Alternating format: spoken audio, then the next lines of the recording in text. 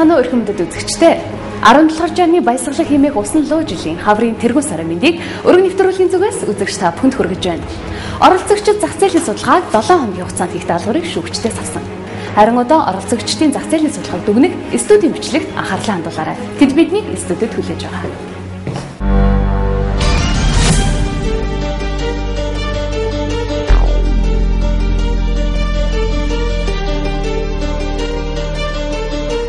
Тэгж чинь зам төлөв тал. Тий, зам төлөв талаас нь хэлсэн.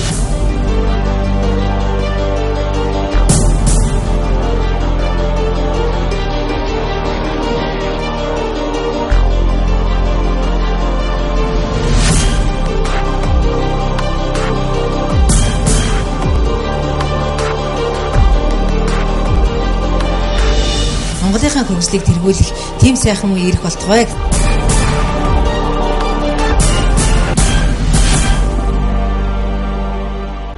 Сар шиндээ сайхан шинэлж сайхан амарцгааж байна уу.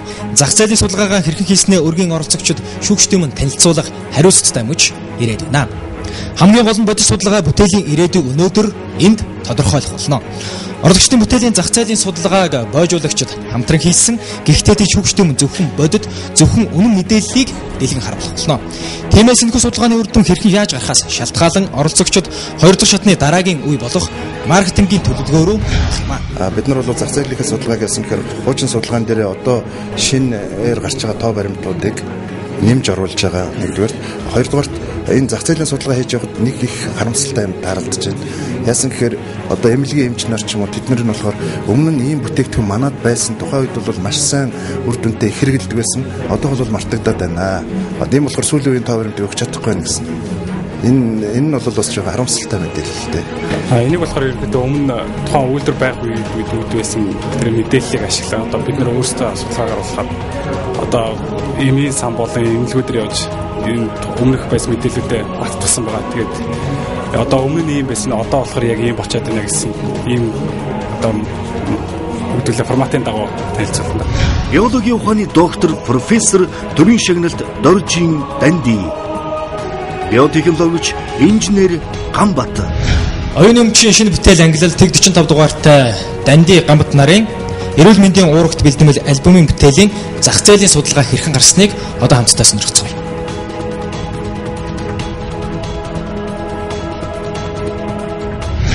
Манай улс бол социализмын үед бөгөөд буюу 90-ад оны ихээр бол 5-аас 8 кг хураа альбом үйлдвэрлэж байсан байна. Тэгэхээр энэ нь бол 1 г хураа альбомын $25 үнэтэйгээ бодохоор 1 литр альбом бол $25,000 үнэтэй юм бүтээгдэхүүн болж гарч байгаа. Эцсийн бүтээгдэхүүн болж гарсан альбом. Манай тооцоогоор бол бид жилдээ 2000 гаруй литр бүтээгдэхүүн боловсруулад, ивц боловсруулад 70,000 тонн гамма глобин гаргаж авна. 600 литр альбумын гаргаж авна. 20,000 тонн геста глобин одоогийн үн шилжүүлсээр бол энэ нь 1 тэрбум 52 сая 200 1 тэрбум 52 сая 250 мянган төгрөгийн үнэтэй бүтээгдэхүүн биотехнологийн лабораторийг бий болгож үйлдвэрлэснээр ийм хэмжээний өртөгтэй бүтээгдэхүүн бид нар үйлдвэрлэх болцоо байгаа. Мөн энэ нь бол өмнө нь энэ үйлдвэрийг ажиллуулж байх үед гарсан судалгаан дээр үндэслэн судалгаа байгаа. Тэгэхээр дэлхийд дээр яадаг вэ гэхээр ерөөсөн нефть цус хоёрыг харьцуулаад нефть үү цус уу гэсэн юм бас харьцуулсан судалгаа байт юм байна. Бид нар тэрнээс одоо бас нэг зарим нэгэн тоонуудыг авч энэ дээр тавьсан байгаа. Жилдээ бол нийт нефтийг бол 16 тэрбум баррел нефть үйлдвэрлэдэг юм байна. Цусан бүтээгдэхүүн бол 61 сая литрийг үйлдвэрлэдэг юм байна. Гол үйлдвэрлэгч нь бол нефть бол ОПЕК, цусны төрлийн бүтээгдэхүүнийг бол Америкийн нэгдсэн улс үйлдвэрлэдэг. Үүнээс бол дэлхийд дээр байгаа хэрэглээ буюу зах зээл нь бол 700 тэрбум $10 одоо нефть бүтээгдэхүүний хэрэглээ байхад бол цусны бүтээгдэхүүн дээр 30 тэрбум Америк доллар ийм хэрэглээ байт юм байна л да. Гэтэл бид нар 1 баррел түүхий нефтийг одоо жишээ нь боловсруулаад гаргахад бол ойролцоогоор $90,000 бүтээгдэхүүн гардаг юм байна. Тэгвэл бид нар 1 баррел одоо цусыг бүрэн боловсруулаад гаргах юм бол $90,000 бүтээгдэхүүн гарах ийм тооцоо байт юм байна. Энэ бол зөвхөн тооцоо биш, энэ бол зах зээл дээр энэ үйлдвэрлэлийг явуулж байгаа орнуудын одоо бүтээгдэхүүнээс авсан ийм одоо санхүүгийн судалгаа ингэж гарч байгаа. Нэгэн үед монголчуудын хэрэглэж байсан вакцин буюу урьдчилан сэргийлэх тарилгуудын зохиогчийн нэр нь Данди гэдэг нэр байнга явдаг байсныг тухайн үеийн анагаахын салбарынхан сайн мэднэ. Харамсалтай зах зээлийн шуурганаар тэрний удирдах байсан лабораторийн үйл ажиллагаа зогссон юм. Гэхдээ тэд хожимын нэгэн өдөр лабораторид дахин ажиллаж эхэлнэ гэсэн итгэлтэйгээр өнөөдрийг хүртэл тоног төхөөрөмжөө хадгалан хүн ардын эрүүл мэндийн төлөөх үйлсээ таслаагүй явсаар ирсэн юм а. Уурах дэвшлэмжийн үйлдвэрийг Монголд ингэ байгуулах чинь $350,000 гэсэн. $350,000-аар 10 жил хөөцөлж энэ үйлдвэрийг байгуулсан. Гэтэл одоо энэ үйлдвэр маань зогссон. Тэгээ би бол энэ дээр харамсаад байгаа нь одоо нэгэнт одоо насаараа хийсэн бүтээл маань ингээд одоо бас туршлагатай зэрэг би ингээд бас өнөөдөр бас нэг ингээд амьд мэнд явж байгаагийн хувьд би яаж дуугаа байгаад байх юм одоо. Дэлхийн эрүүл мэндийн байгууллага, нэгдсэн үндэсний байгууллага, олон улсын байгууллага дэмжиж 10 хэдэн жил хөөцөлдөд 20 хэдэн жил хөөцөлдөд насан туршдаа ийм бүтээгдэхүүн хийж хаад хүн ардд ингээд энэгээр би төрийн шагнал авсан, энэгээр би эрдмийн зэрэг хамгаалсан, энэгээр би патент хамгаалсан, энэгээр 20-д оронд очиж үзсэн. Гэтэл одоо ингээд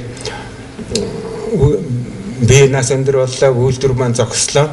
Энэ бол Данди яваа байсан ч байгаагүй ч энэ үйлдвэр цаашаа ингээд үргэлж явж байгаа.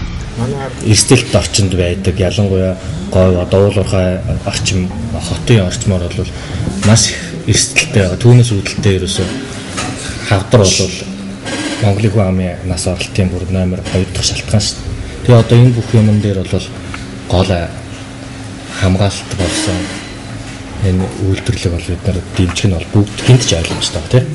Тэгэхээр одоо дараагийнхаа төлөвлөгөөнүүд дээр маш хурдан яралтай ингэж ажиллах хэрэгтэй байна. За тэгээд өөрөлд энэ үйлдвэрийг бид нэр одоо үеийн хөрөнгө оруулалтаар босгож хийх юм уу? Улсын хөрөнгө оруулалтаар хийх ёстой юм уу? Олон улсын. Миний ойлголтоор бол бараг л төр энийг өөрөө хийгээд өөрөө энийг одоо тэр цусны банка байгуулад ингээд хадгалаад явах ёстой юм шиг. За барууны улсуудын юмнуудыг бас нэлээд яриулж судалж үзсэн. Тэгэхээр ихэнх нь бас зүгээр яг хувийн одоо ихтэй сургуулиудын хажуудах лабораторид бас төвлөрсөн байт юм бэл. Тэгээ эргээд тэр нөгөө эрчимчилгээний ажлууд юмнуудыг за санхүүжүүлэх байдлаар ингээд циклд ордог. Одоо нөгөө энтерпренер их сургууль гэж манайхан сүүлийн үед бас мэрсээр ярьж эхлээд байгаа. Тэр зүйлүүдийг бас явуулах маш их том дэмжлэг болдог ийм зүйл юм байна л дээ. Тийм учраас Biovitz компанийн энэ ажлыг одоо яг бодиттой ажил болгоход нь маш сайн мэргэжлийн талаас ер нь бизнесийнхний зүгээс одоо тий бизнесийн одоо төлөвлөгөөг нь хийхэд хөрөнгө оруулалтын судалгааг нь хийхэд маш сайн ажилласаа гэж ингэж хүсэж байна. Тийм учраас дараагийнхаа одоо шатны нэвтрүүлгийн бэлтгэлтэй ярилцлаа орооч гэж ингэж хүсье.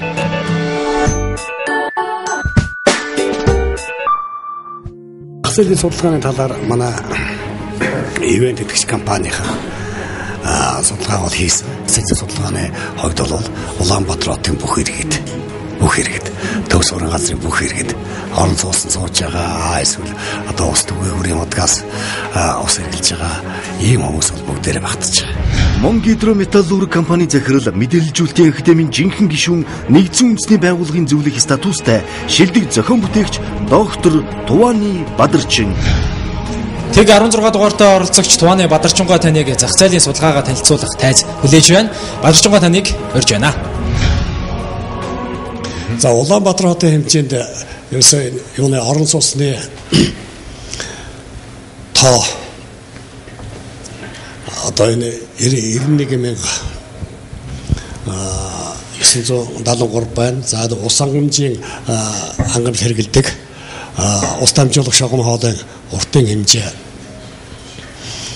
тэр 319,000 метр байдгийн байна. За тэгээ энэ хариу дахь татварууд тэр халаалтын юу орсон байна. За тэгээ зэгсэн энэ юуны 1625 орон сууцнд шинэ одоо энэ тоног төхөөрөмжийг тавих юм бол тэнд орсон сууж байгаа бүх хүмүүс зөв бүтцтэй эрүүл усаар. Дараагийн нэвтрүүлэг бол маркетингийн төлөвлөгөө хийх гэсэн нэвтрүүлэг байгаа. Тэгэхээр та хамтарч байгаа компанитайгаа маркетингийн төлөвлөгөө хийхээс илүү бид нэр эхний зорилго тодорхойлох төлөвлөг дээр туршилтын төсөл хэрэгжүүлж үзье гэсэн ийм ажлыг үл ярьсан байгаа. Энэ туршилтын төслийнхөө одоо төлөвлөгөө өмнөдийг бол яралтай ингэж хийя. Зах зээлийн судалгаар хэлцүүлээд одоо энэ дараагийн шатнд маркетинг төлөвлөгөө хийх юм байна. За энд бол өнөөдрийн төлөвлөлт миний сэтгэл их өндөр байгаа.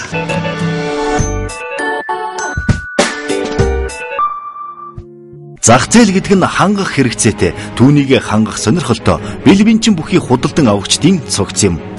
Иймэрч зах зээлээ хэрхэн яаж тодорхойлох нь тухайн бизнесийн цаашдын ирээдүйг харуулж байгаа хэрэг юм а. Өргөгийн оролцогчид зах зээлийн судалгаанд маш их ач холбогдол өгөн бүтээл бүрдээ тохирсон судалгаагаа шүүгчдийн зүгээс өгсөн хугацаанд амжуулан бэлтгэсэн байлаа. Боломжгүй зах зээл гэж зүйл байхгүй шүү дээ. Тэгээ боломж нь харин хэр их байна үүдийг л тодорхойлж харах нь чухал. Ер нь бол манай улсын зах зээлийн хувьд бол боломж бол маш их байгаа. Яг тэгэхээр бид нар дөнгөж шинээр хөгжиж байгаа зах зээл. Бид нар манай хүмүүс бол бүгдээрээ гар урлалын чиглэлээр дагнаад олон жил юм хийсэн туршлагатай маш чадвартай тийм хүмүүс байгаа учраас боломж бол маш их байгаа. За зах зээлийн судалгаа бол үйлдвэрлэлийнхаа гадаад дотоод орчныг судалсны үндсэн дээр одоо энэ дээрээ л үндэслэж одоо бүх үйл ажиллагаа явагдсанаар одоо миний бизнес үр дүнтэй болно гэж ойлгож байна. За зах зээлийн судалгааг бид нар бас багаараа хийх гэж сая зөвлөгөө авсан. За манай боожуулагч компаниас зөвлөгөө өгснээр дагуу нэгдүгээр одоо хэрэглэгчээ судлах хэрэгтэй юм байна. Хоёрдугаарт өрсөлдөгчөө судална. Гуравдугаарт нь одоо бидний түүхийд материалыг хэн нийлүүлэх үгээд эцсүүлдийн зах зээлийнхаа судалгааны дүнд одоо яг ямар бүтээгдэхүүнийг хэнд яаж хүргэх үү гэдэг энэ одоо зүйлийг судлах шаардлагатай гэдгийг мэдээд энэнийхэн дагуу бид нар судалгаагаа хийгээд үндсэндээ тус тусынхаа өөрсдийнхөө бүтээгдэхүүнээр судалгаагаа хийж байна. Өөрсдийнхөө хийдэг бүтээгдэхүүнээр ч гэсэн зах зээлийнхаа судалгааг хийгээд явж байна да.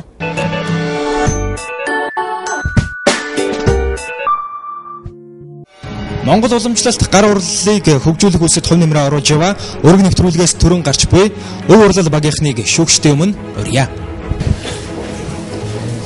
За сашиндээ сайхан хэлцгээж байна. Онцлогтой сайхан урьж гин үү? Үндэснийхэн урлаг соёлын өвийг олонний хүртэл болгох эрхэм зорилго өгөхий өв урлал багийнхан шүүгчдэн ээлж даалгавраа танилцуулахаар хүрэлцэн ирсэн. Энэ шинийн дөрөвний энэ бэлэгцэн өдрийг бас бодоод тэгээ өв урлал багийнхан маань үндэснийхэн говцаар гойж ирсэн байгаа. Тэгээд одоо та нэгтгэн сар шинийн мэндийг багийнхаа нэрийн өмнөөс дэвшүүлээд өрг нэвтрүүлэг өдрөөс өдөрт өргөжж за тэгээ оюуны бүтээл төрөвчд Монголынхаа хөгжлийг тэргүүлэх тийм сайхан үе ирэх болтугай гэсэн эрүүлийг өргөн дэвшүүлээ. Ийхүү өв урлал багийнхан зах зээлийн судалгаагаа шүүгчдэд танилцууллаа. Тэд боожуулагч компанитайгаа хамтран хэрэглэгч, өрсөлдөгч, нийлүүлэгч гэсэн ангиллаар судалгаагаа хийсэн байна. Өв урлал багийнхан зах зээлийн багтаамж болон өөрсдийн бүтээлийн онцлогтой тохируулан зорилтод иргэдэд зориулсан бүтээгдэхүүн үйлдвэрлэхээр шийдснээ шүүгчд болон бизнесийн зөвлөлийнхэнд мэдгдсэн юм а. Одоо өргөн нэвтрүүлгийн бизнесийн зөвлөл тэдний бүтээлийн зах зээлийн судалгааны бодит хэсгээр хэлэлцэж байна. Мэдээж оролцогчд маань өөрсдөө эдийн засгийн хүмүүс биш. Бид нар бол зөвхөн одоо тухайн бүтээлээрээ гарсан гар урлалын маань юм хүмүүс байна. Манай энэ хүмүүсийн хувьд бол өөрсдийнх нь энэ ур чадвар, энэ хийж байгаа нь арга барил нь бүр өв уламжлалын өв соёл бүр эртөө үеэс ирсэн тэр нэг нарийн арга ухааныг шингээж хийж байгаагаар маш онцлогтой. Тийм учраас энэ хэдийг бол ингээд нэгдээд хийж байгаад нэгдээд нэг баг болоод ажиллаж байгаад нь би бүлэг болж ажиллаж байгаа нь би хувьдаа бол зөвлөх хүний төлөвлөлтөд маш баяртай байна. Тийм учраас энэ хүмүүсийг бол зах зээл дээр бол амжилт олно гэдэгт бол 100 магадгүй 200% итгэлтэй байна. Чингис Эзэнбовдын одоо 850 жилийн ой болж байгаа. Одоо 850 жилд зориулсан тийм нэг юник бүтээл гаргах юм уу бид нар тэрийг бас тодорхой хэмжээнд борлуулах юм боломж байгаа юм болов уу ингэж харж. Бас тэрийг ч гэсэн танай багийнхан бас бодлоо авч байгаа тийм ээ. Тий, ер нь юу шүү дээ гар урлал чинь их онцлогтой. Юу гэхээр тухайн цаг үеийг мэдэрч болдог. Жишээлбэл Олимпийн авраг төрсөн жил Бадруу нэг л одоо баг ингээл мордор суулгал хийцэн болоод явж өгөх байсан баг тийм. Тэр цаг үеийн онцлогуудыг аюулсаа мэдрэх энэ талаар найзуудтай үйлчлүүлэгч нартаа сайн зөвлөх. Тэгээ манай хөгжлийн шийдэл бол өөрөө юм жижиг дунд ялангуяа бизнесүүдтэй маш нэгт ажиллаад сурчсан юм байгууллага болохоор ялангуяа энэ бол өргөн нэвтрүүлгийн төслийн хугацаанд явчаад дууссан ч гэсэн төсөл дууссан ч гэсэн цаашаа хамтраад явах нь бол ойлгомжтой. Тийм. Бас сүүлийн үед бол сургуулиуд, байгууллагууд одоо брэнд бүкүүд гаргаад эхэллээ шүү дээ. Тийм ч одоо брэнд бүкийн баталсан байгууллагуудтай хамтарч handmade зэн хаалгуудыг авдаг юм юмнуудыг бол хийхэд бол зах зээлийн судалгаа бүрэн болох болоо гэж бодож байна. Тийм судалгаа бол их сайн тийм дүгнэлтүүдийг гаргаж чадлаа шүү дээ. За баяр. За баярлалаа. За баяр.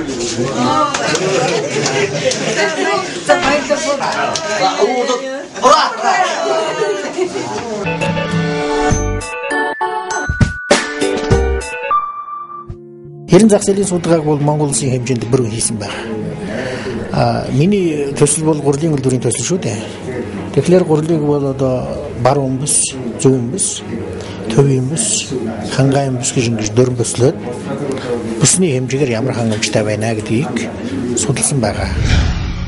Шинжлэх ухаан технологийн их сургуулийн зөвлөх профессор, гурлийн инженер, технологич, школын Халтай. Тэгтэг нэг дугаартай оролцогч Халтай таныг урьж байна. Халтайгаан бүтээл гурилны үйлдвэрт бутлах, нунтаглах шинэ технологиг нэвтрүүлэх юм аа. Улсын хэмжээний одоо балансаар үздэг юм бол манайх гурилынхаа хэрэгсийг хангаж байдаг. Гэтэл орон нутагт бол нөгөө тариан байж байдаг, гурил нь байхгүй.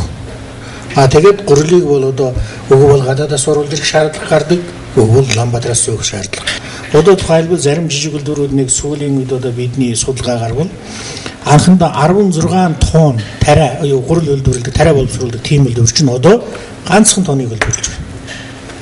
Нөгөө голоо энэ давчрыг төрлөөлж байгаа. Их мэт л ингээд нөгөө зах зээлийн судалгаа, маркетингийн судалгаа энэ бүгдийг бол би маш өндөр түвшинд боловлон хийсэн. Халтайгаан бүтээл бол угаасаа шинэ бүтээл ингээл нэлээд олон бүтээндүүд аваад үйлдвэрийнхээ цогц одоо бүх гисгүүдийг гүйцэх хэмжээнд бол ингэж ирсэн байж байгаа. Тийм учраас бид нэр хамгийн гол нь одоо тэр ботлох технологитой тариа ботлох гисгийн машиныг яалтаа бас үйлдвэрлүүлж авчирч эндээ туршилт хийж үзэх юм бас шаардлага байгаа. За дээрэс нь мэдээж бас энэ үйлдвэрүүд цаашид ямар хэмжээнд хаана байгуулах вэ? Энэ дээрээ бас хөрөнгө оруулалтаа хэрхэн босгож яаж явах уу гэдэг юмд бол одоо бидний хийж байгаа төслүүдийн ачаал бүгд бол бас чухал байгаа. Тэгэхээр энэ хийгдсэн өмнө хийгдсэн маш сайн судалгаа юм байна. Энэ судалгаан дээрээ одоо таны патенттай уйлдах хэсгүүд өөрөлдөл яг үйлдвэрийн хэсгүүд дээрх одоо тодтоглуудаа хийгээд тэгээд тэрэн дээрээ яг ботлох технологийнхаа хэсгийн үйлдвэрийн одоо үйлдвэрлүүлж авчирч эндээ яг турших ажлыг л ялтаа зохион байгуулах ийм шаардлагатай байна гэж ингэж харж байна.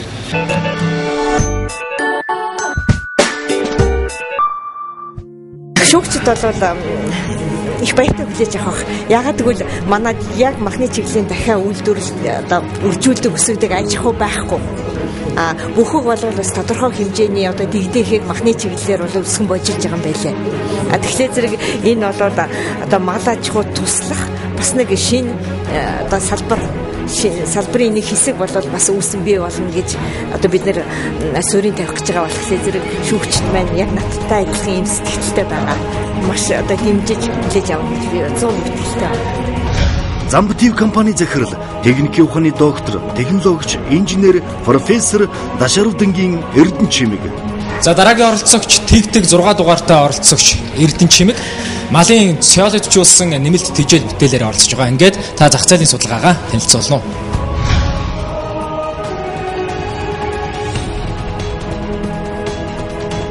Зах зээлийнхаа судалгааны ажлыг ерөөсөө шүүний аж ахуйгаас нь эхэлсэн. Ер нь манай энэ Монголд чинь шүүний аж ахуй одоо хаана ямар аж ахуйнууд байдаг юм бэ гэдэг. 1960-аад онд болохоор зэрэг мал аж ахуй туслах зорилгоор шүүний аж ахуй бол анх байгуулсан. За энэ нь бол одоо энэ зах зээлийн энэ өнгөрсөн хугацаанд Бүхэг гэдэг компани бол одоо тэрийг цааш нь үргэлжлүүлээд ингээд аваад явж байгаа юм байлээ. За энэ Бүхэгийн хажуугаар нөгөө Б комбинатад Төмөн шуут гэдээ бас ингээд шүүний аж ахуй байна. Тэгээд манай Монголд импортоор оруулж ирж байгаа одоо энэ үндгийг зарж байгаа бас аж ахуйн нэгж байна. Байгууллага байна. Ер нь ингээл том нэгвэл энэ 3. Тэгээд яг нэг 10 20 дахиатаа 20 30 дахиатаа бас ийм дахиад аж ахуйнууд байна. За энэ аж ахуйнууд болохоор зэрэг дандаа өндөгний чиглэлийн дахиад аж ахуй. Одоо өндгөө гаргадаг, өндгөө бол одоо зах зээл дээр гаргадаг. За тэгээд энэ судалгаанаас үзэхлээр зэрэг чинь ямар ч байсан манад бол шувууны аж ахуй хөгжиж ижээ. За тэр нь одоо хөгжөөд одоо өнөөдрийнхөө зах зээлийн хэмжээнд дээр яг гол нь өндөгнийхөө чиглэлийн л аж ахуйг хөгжүүлээд өнөө хүрээд ирж. За тэгэхээр зэрэг энэс харахлаа зэрэг ямар ч үсэн шувууны аж ахуй дээр бол ажилдаг ийм дадлаг туршилттай хүмүүс бас байгаа юм байна. Мөн энэ дээр сүүлийн үеийн тоног төхөөрөмжөөр ашигласан шин технологи бас хэрэгэлсэн энэ бол зохих хэмжээндээ бол одоо ингээд хөгжиж байна гэсэн юм дүгнэлтийг бол бид нар зах зээлийн судалгаанаас гаргасан. Бид нар бол нөгөө Америкт үржүүлсэн бусад орнуудад үржүүлсэн өсгүүртэй дахианы мах идэхэ болио л гэж ингэж хэлээд. Тэгээд нэгдүгээр шатнаас хойш таныг дэмжиж хоёрдугаар шат руу ингээд оруулаад явсан. Тийм учраас дараагийн шатнууд дээр энэ саяын одоо зорилготой тодорхойлж байгаа хэсэг дээр гаргасан жижиг сажиг алдаануудаа маш сайн засаад тэгээд яг энэ зах зээлийнхээ өмнө дээр сайн төвлөрөөд одоо нөгөө дахианы үйлдвэрийн сонголт за тэгэл ингээд үйлдвэрээ байгуулах төлөвлөгөө өдр гэдэг юмнууд дээр маш сайн анхаараарай. Буцаад бас маркетингийн юм чинь өөрөө энэ цэвэр экологийн Монголд ургасан экологийн гаралтай бүтээгдэхүүнээр одоо тижээгдсэн дахианы мах гэдэг ийм л гол юу байгаа шүү дээ. Тий. Одоо үнэлж багшгүй ийм одоо боломж. Тэгэхээр энэ боломжоо бас илүү төвлөрсөн.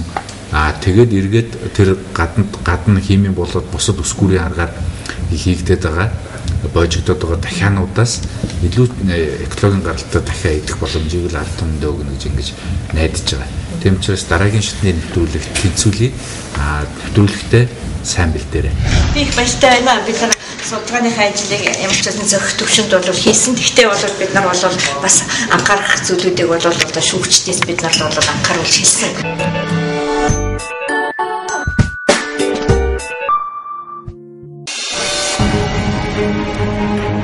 Өргөн нэвтрүүлгийн шүүгчдийн даалгаврын дагуу өөрсдийнхөө боломжоор зах зээлийн судалгаа хийж байна. CD маань ер нь бол одоо 7 хоногийн дараа зураг авах дуусна. Шүүгчнэр бол надад бол нэлээд даалгавар өгсөн байгаа. Өрг 2 дугаар шат эхэллээ.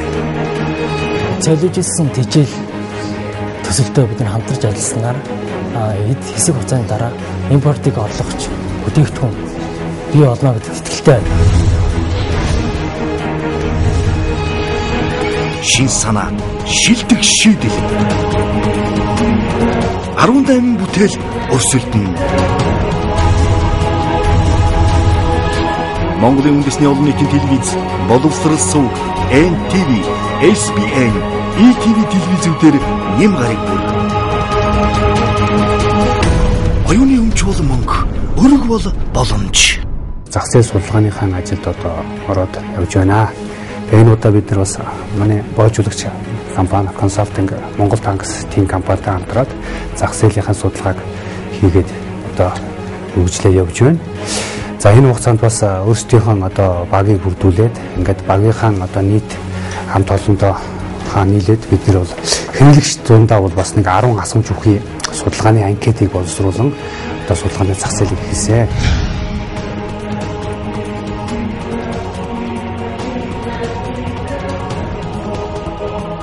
Монголд одоо шүдний сойз үйлдвэрлэл авч хэрэглэж үзэн гэж бодож байгаа гол нь бас чанар байх хэрэгтэй гэж бодож байна. Миний хувьд ч гэсэн үндэсний үйлдвэрлэлээ дэмжиж Монгол сойз хэрэглэж үзэн гэж бодож байна. Дөрөвлийн оролцогч базараа гарч байгаа шүдний сойзны судалгааг ерөнхийдөө авч дуусаад байгалга дээр ирж байна. Тэгээд судалгааныхаа боловсруулалтыг хийгээд цаашид ер нь энэ шүдний сойзн дээр ямар зүйлүүдийг анхаарах те зах зээл нэвтрүүлэхийн тулд юу хийх хэрэгтэй гэсэн иймэрхүү зүйлүүдээ ерөнхийдөө олж харахаар ингээд байгалга руугаа ирээд багийнхантаа танилцуулахаар ирж байна.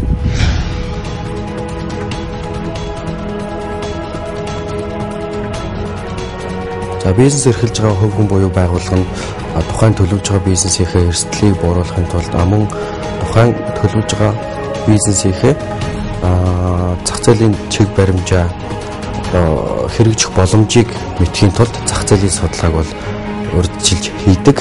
Тийм учраас бас энэ судалгааг хийхин ач холбогдол гэх юм бол тухайн бас энэ шүдний сойзны зах зээл бас ашигтай юу, ашиггүй юу, нийт хэрэглэгч энэ хүү шүдний сойз гэдэг энэ бүтээгдэхүүний маань насжилт бас ямар байх юм бэ? Борлуулагдах зах зээл нь бас жинхэнэ өгөр өгөөж өгч чадах нь гэдэг тэр талаас нь бас тэр бас судалгыг зорж байгаа.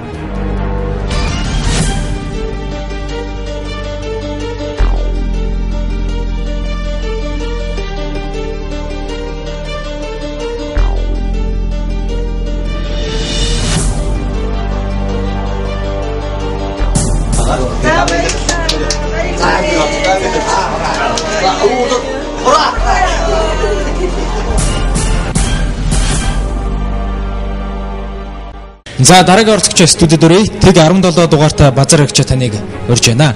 Базар аригчаа шүдний сойз бүтээлийнхаа зах зээлийн судалгааг шүүгчдэд танилцуулна. Ганадын шүдний эмнэлгийн их хэмж, шүд судлалын доктор, амны хөндийн микробиологч, их хэмж, цэрэн суднамын базар аригчаа. Ер нь бол Монгол улсын шүдний сойзны зах зээлийн бодит байдлын судалгааг хийх шаардлагатай гэж үзэж байгаа. За үүнд бол нэг дөр 3 үндсэн зүйлийг авч үзнэ. Нэгдүгürt бол дотоод зах зээлийн хэмжээг тодорхойлох. Ер нь Монгол улсын дотоодын зах зээл, шүдний сойзны зах зээл ямар байгаа юм бэ? Хоёрдугаарт бол биднэрт бол зорилттой зах зээл тодорхойлох хэрэгтэй. Бидний одоо зах зээл хэр байгаа юм бэ энэ дотор. За гуравдугаарт мэдээж боломж өгвөл бид нар гадаад зах зээлийг бас нийлүүлэх боломжийг судлах хэрэгтэй гэж үзэж байна. За дараагийнх нь. За Монгол брендийн шүдний сойз худалдаанд гарвал та худалдаж авах уу гэдэг ийм санал оруулсан бид нар. Ингээд нийт одоо оролцогчдын 60% нь бол одоо Монгол брендийн үндсэн брендийн сойз гарах юм бол шүдний сойз гарах юм бол бид нар худалдаж авах бэлэн байна. Худалдаж авна гэсэн ийм прогноз гарсан байгаа. Энэ бол нийт элементийн 60%. За базаргчаа таны бүтээлийг үл бид нэр бас Монгол дүүрэл төрлөختөх боломж байгаа гэж үзсэн учраас нэвтрүүлгүүдэд оруулаад явж байгаа. За таны хийсэн хэрэглэгчийн зан төлөвийн судалгаа, зах зээлийн судалгаа бас шаардлага хангаж байна гэж ингэж үзэж байна. Тийм учраас дараагийнхаа шатны нэвтрүүлэгт шуурхай бэлдээд ингэж явъя да. За баярлалаа. За баярлалаа. Та бүхэндээ баярлалаа.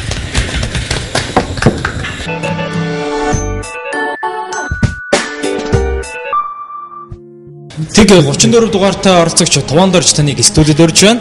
Туван Доржгийн бүтээл модул халуун ус загвар бүтээлээр одоо өргөн нэвтрүүлэгт оролцож байгаа маа. Ингээд зах зээлийн судалгаагаа танилцуулна да. Сайн шилжсэн үү? Модул халуун ус бүтээлээр өргөн нэвтрүүлэгт оролцож байгаа Туван Доржгийн зах зээлийн судалгаан дээр шүүгчид шүүмжлэлтэй хандлаа. Харин Туван Доржгийн бүтээлийнхээ зах зээлийн судалгаагаа хэрхэн яаж гаргасан талаараа тайлбарлаж байна. Тэдэнд шаардлагатай зүйл юу байв? Тэд юун дээр алдсан болоо? Одоо бүр одоо сайн нэрийг зүтгэхгүй дэрнэс тээ. Нэг л даалгаврах өдөр аюултай гэдэг юм байна. Айгуу цэнхэр болдгоорш тийшилж шүтгэх ёстой. Их л анхаарал тавлаа та. За тэгэхээр манай компани бас судалж үзээд энэ халуун ус маань одоо яг зах зээлийн түвшинд бизнесийн одоо нүдээр хараад ажиллахад энэ бас жоох эрсдэл харагдаад байгаа. Яагаад гэвэл энэ уг нь бол энэ чинь төрийн одоо бодлогоор төрийн хэмжээнд одоо улс орны хэмжээнд тухайн сум баг одоо дүүрэг хороодод хүрч одоо хүмүүстэй одоо үйлчлэгийг хүргэхийн төрийн ажил юм байнамаа. Тэгэхээр бизнесийн байгууллагын хувьд энийг ингээд магадгүй өөрсдийн хөрөнгөөр бариад энэс одоо ашиг орлогоо нөхөн нэгвэл маш хугацаа орхон тодорхой. Тэгэхээр бид бүхэн энэ дээр бол одоо нийгмийн хариуцлагын хувьд аж манай компани одоо энэ дээр ажиллаж байгаа.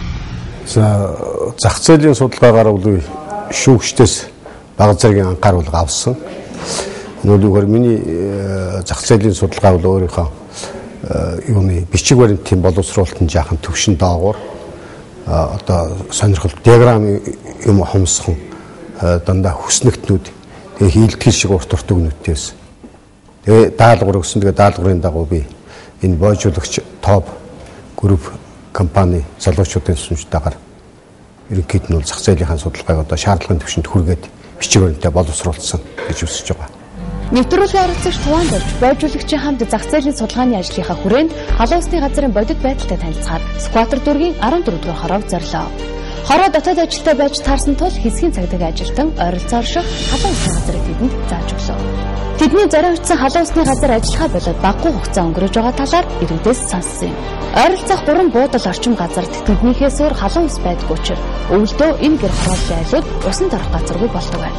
Тэгээ одоо манайх ингээд эрчим хүч сайн ажиллаж байсан бол одоо ингээд байж хат энэ доороос холоос бүднүүд чинь настай хүн чинь хүүхдүүд чинь өрөөд ирэхээр манай хаалттай бас хэцүү. Харин бодит байдалтай танилцсан байжуулагчийн хувьд зөвхөн наазахын бид нэг дүүргийн хэмжээнд нэг хорон дээр яваад очиход л ингээд халуун усны ирэлт хэрэгцээ нь маш их байгааг нь харагдаж байна. Тэгээ өдөртөөд энэ нэг ойролцоогоор 60-аас 70 хүн бол тогтмол байнга ордог. Тэгээд хагас мөцөндөө нэг 200 гаруй хүн юу халуун усыг хэрэгжилж исэн гэдгийг энэ манай энэ халуун усны газрын хүн маань биднэрт бас хэлээ. Тэгэхээр энд байгаа энд нэг дүүргэд ийм байгаа юм чинь бусад дүүргэд бол ойлгомжтой байгаа нь ингээд бид нэр судалгаагаар бол ингээ гарч байгаа нь мэдэж байна.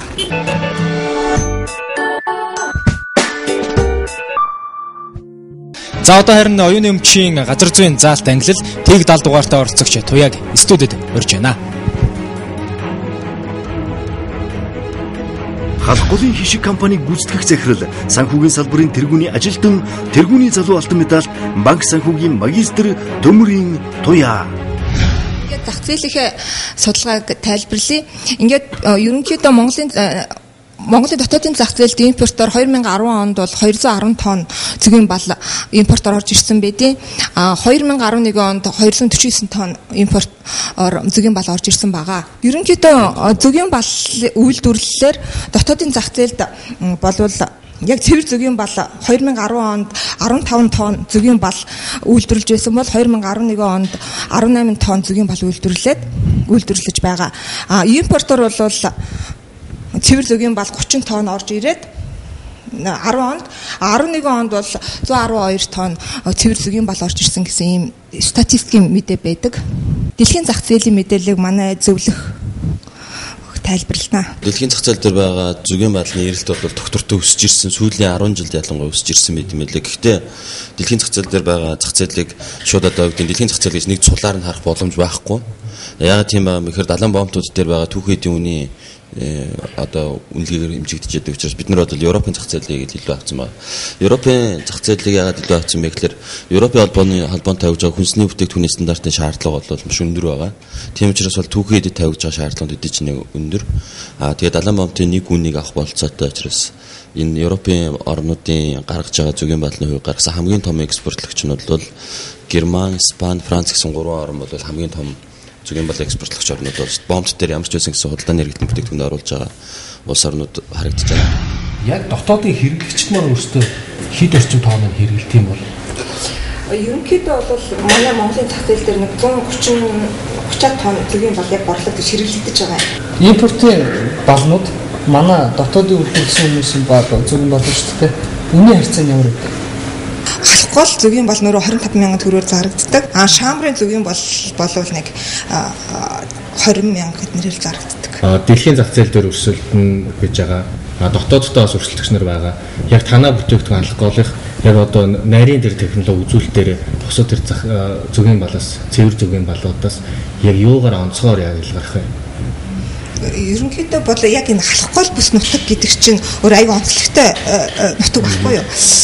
За ерөнхийдөө тэнд ургаж байгаа балт ургамал Монголын баг хаач ургадаггүй. Ерөнхийдөө яагаад гэвэл тэр экологийн юу онцлогтой нутаг тэндээс авж байгаа зөгийн бал гэж өөр аюу онцлогтой. Бид нар бүр шинжилгээ хийлгэсэн алкогол зөгийн балаа. Ямар онцлог вэ? Амин дэм гэсэн үг юу ах вэ? Балцгийн нөгөө нэг идж байгаа одоо балцгийн төрөл аюу олон баггүй. Зөгийн балж нэг хвчлэнгээл бодоод ахлаа Кемпинский ч юм уу, Баянгол ч юм уу, Улаанбаатар ч юм уу зочдод нэг 50-аас 200 Америк долларт хоноод байгаа хүн нэг өглөөнийхөө цайн дээр нэг 10-аас 15-20 грамыг хийж хитл сетгэн дотор эмблемтэй гэд гаргаад ирэх тийм худалдааны сүлжээг хийж чадахгүй юу л миний бодлоор. Зөгийн байдлын хамгийн том хэрэглээ бол бүтээгдэхүүний үйлдвэрлэлийн нэг түүхэд болж ашиглагдаж байгаа. Ялангуяа Европ юм Америк орнуудад бол нарийн бовны үйлдвэрлэл нэлээд том хэрэглэгч. Тэд нар бүтээгдэхүүнийхээ найрлагын шууд түүхээр цэвэр зөгийн байдал аваад хойлоод боловсруулаад байгаа шүү дээ. Бага хэмжээгээр зах зээл дээр гарч болно. Гэхдээ нэг хүндрэлтэй юмнууд бол үнэхээр тэр өндөр зэрэгдлийн бүтээгдэхүүн юунд зориулж гарахгүй бол зөгийн байдлыг хичээлэх юм бол хууцар савд савж юм бол экологийн шинж чанар алдчихдаг. Хаалт хөрөлтэй. Тэгэхээр бид нар цэвэр ган саунд юм уу эсвэл шилэн саунд цавлаад хүргэх ёстой. Тэгээ хүргэчихлээр нөгөөдөл дотроо ингээд жижиглж одоо яаж үйлчлэгэндээ нэвтрүүлж чадах уугүй гэдэг асуудал байна. Чимдэрч захиралдаа баярлалаа. Тэгээ халахгүй зөвхөн бүлэг дэлхийн зах зээлд гаргах том зорилтыг хэрэгжүүлэхэд төг шийдэл компани бол боожуулагчаар ингээд ажиллаж байгаа. Тэгээ бид нэр дээр орж ирж байгаа бас олон багийн одоо танилцуулгуудыг үзэж яхад бол харьцангуй зах зээлээ мэдэрсэн дэж бас мэрэгжлийн төвшөнд хийж байгаа ийм ажлуудаа гэж ингэж хэлж байгаа. Тийм учраас яг энэ ирчээ дараагийн одоо нэвтрүүлгүүд дээр алдахгүй улам сайн ажиллаарай гэж хүсье. Ерөнхийдөө дотор их ширүү юм болж байна. Зах зээлийн судалгааг аюу олон юм асуулаа шүүгчнэр энэ удаас маш их чанга байна. Ерөнхийдөө тэсжүүлэх байх л гэж бодож байна да. Халахгүй зөвгийн балыг дэлхийн зах зээлд гаргах нь өргөн нэвтрүүлгийн оролцогч Туяагийн эрхэм зорилго билээ. Тиймээс ч өргийн баг зөвгийн балны экспорт, импортын талаарх дэлгэрэнгүй мэдээллийг гайлын ерөнхий газраас авсан юм а. Гайлын байгууллага гайлын хэлээр нэвтэрж байгаа зөвгийн балны импорт, экспортын үйл ажиллагаанд чиг үргэх өрөөнд хяналт тавьж ажиллаж байгаа. За хяналт тавихын зэрэгцээгээр гадаад тодтолтойг дэмжих чиглэлээр гайлын байгууллага ажиллаж байна. За зөвгийн балны экспорт, импортын мэдэг 2010-аас 2011 оны байдлаар гаргаад та бүхэн танилцуулъя. За 2010 онд Монгол улс гадаадын 13 улс орноос нийтдээ 165.5 тонн буюу 375 мянган Америк долларын зөвгийн балыг импортоор оруулж ирсэн байна. За энэ 165.5 тонн зөвгийн баланд гайлын татвар 23.3 сая, нэмэгдсэн үрдгийн албан татвар 49.1 сая, за нийтдээ 72.4 сая төгрөгийн татвар ногдуулж гайлын хэлээр нэвтрүүлжээ. За харин 2010 онд зөвгийн балыг Монгол улсаас гадаадын 2 улсад экспортоор гаргасан байна. За энэ экспортоор гаргасан улс нь бүгд найрамдах Хятад ард улс, за холбооны бүгд найрамдах Герман улс гэсэн 2 улс экспортоор авч байжээ. Ерөнхийдөө энэ 2 улс маань зөвгийн балыг экспортоор хүлээж авах сонирхол нь экологийн цэвэр бүтээгдэхүүн гэдэг үүднээсээ хүлээж авах юм сонирхолтой байдаг.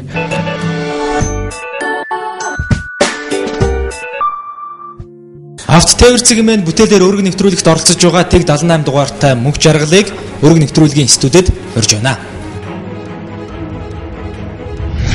Зохион бүтээгч, зураач Санжаа Доржийн мөнх жаргал. За би жоохон бэлтгэл жоохон тааруул ирлээ.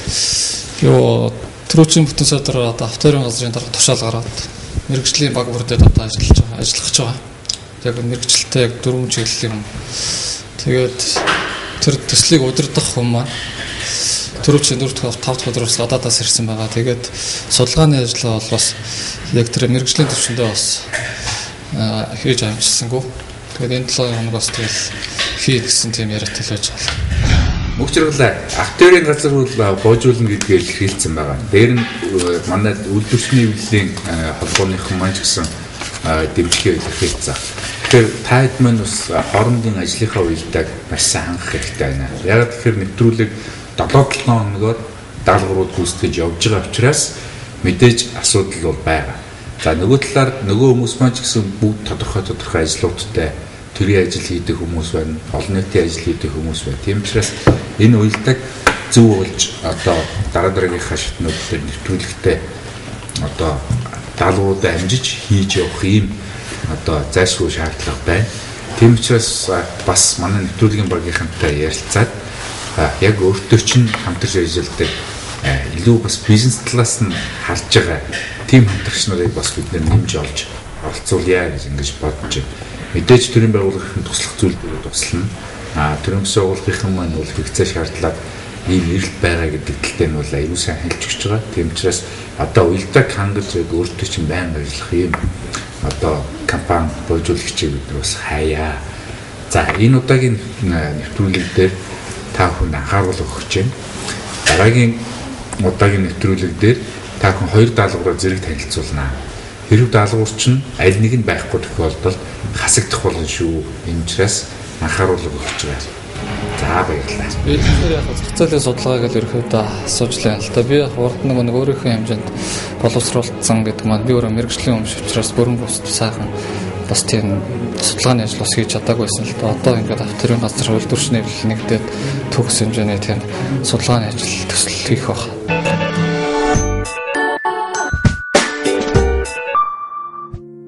За дараагийн хүн бол тэг 55 дугаартай оролцогч Цогт баяр жолооны DVD бүтээлээр өргөт нэгдээд байгаа маа. Ингээд Цогт баярыг өрч байна. Шүүх зарахаар л сонирн болчихно. Нөгөө ярих яриагаа бас зарим нь мартчихтэй. Тэгэхдээ одоо гайг байхаа гэж бодож байна. Автын инженер жолооны багш Лавг Сүрэнгийн Цогт баяр. Аасан байна уу? За миний би ингээд одоо жолооны DVD-ээр оролцоод зах зээлийн судалгаа хийлээ. Яг өнөөгийн байдлаар бол одоо 700 гаруй мянган жолооч бэлтгэж гарсан байна.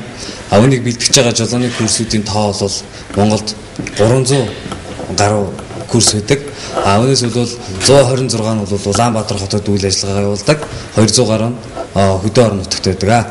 Тэгэхээр яг одоо энэ одоо жолооны курс сурж байгаа хүмүүсийн гарын авлага буюу одоо сурах бичиг нь болохоор том жижиг ном байдаг.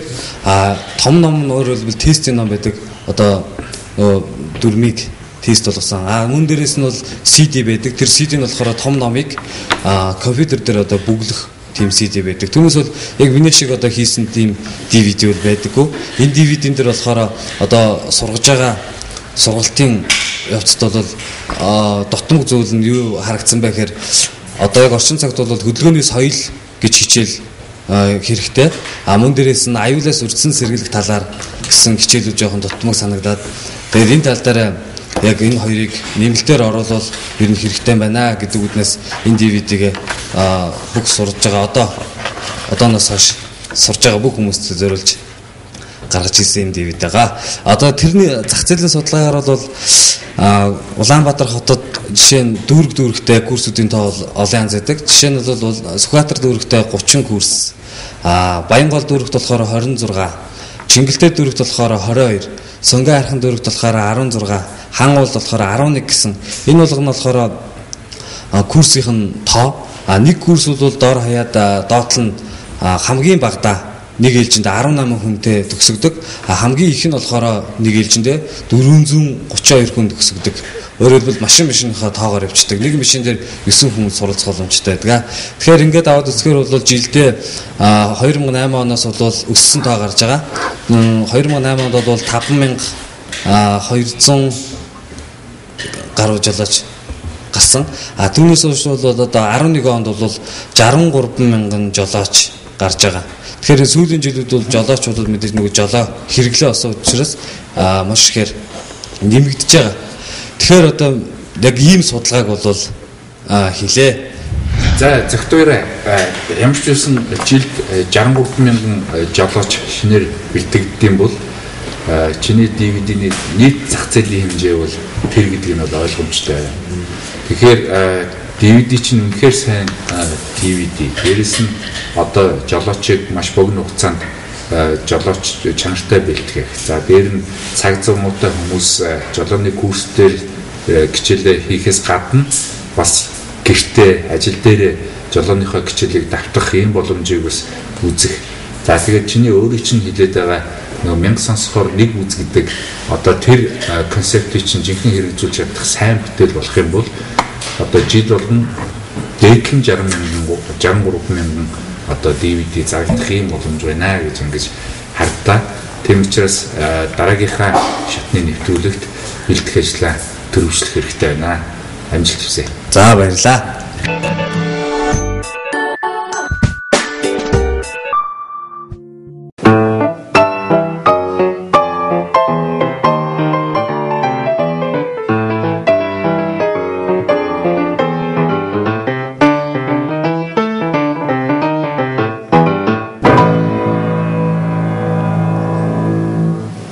Жаз хөгжмийг би 5 сарын өмнө зохиосон удахгүй дуу болон төрөн гарна. Энэ бүтээл миний оюуны өмч. Оролцогчид бүрэн бүрэлдэхүүнээрээ 2 давааг давж чадлаа. Судалгааны ажлыг дутуу дулмиг хийсэн оролцогчид мэрсэр байсан хэдий ч шүүгчид тэдэнд харуулга өгөн дараагийн шатанд өрсөн юм. Тэгэхээр олон хүний итгэл найдварыг алдахгүй дараагийн үе шатандаа идэвхтэй бэлдэж амжилттай оролцсон гэдэгт өрөг итгэж байна. Дараагийн дугаар маркетингийн төлөвлөгөө боловсруулж танилцуулах хэсэг байна. Ингээд тэдэнд амжилт хүсье. Баяртай үзэгчдээ.